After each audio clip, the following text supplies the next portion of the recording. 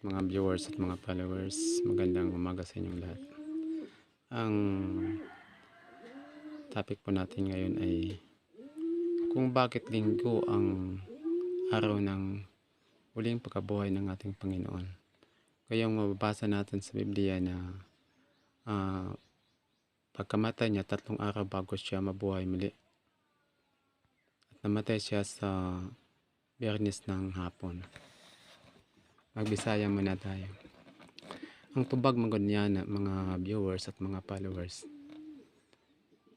Ang gibasihan magod niya ng tulo ka adlaw.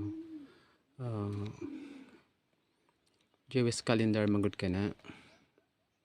Sa Jewish calendar magod ang ilahang isa ka adlaw from sunrise to sunset, isa ka adlaw na.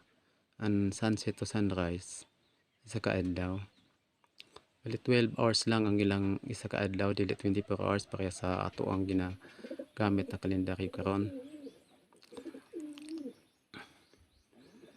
Kung imong ihapon na siya, namatay si Kristo sa Biyernes hapon alas 3. Pagka alas 3 sa buntag sa Sabado, isa ka adlaw na.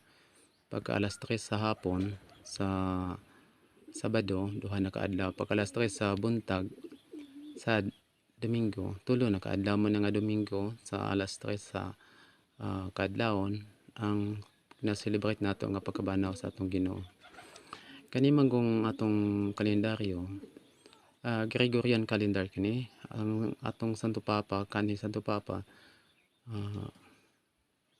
si Pope Gregory ang naghimo nini, mo nga ginatawag kini Gregorian calendar. 24 hours ang isa ka adlaw nini. Lahi kini sa Jewish calendar. Paki-share naman para maraming makakaalam, yung mga hindi nakakaalam, kasi alam ko kahit na mga Katoliko maraming hindi nakakaalam nito, lalo na yung ibang mga hindi Katoliko. Sigurado ko na hindi nila alam kung bakit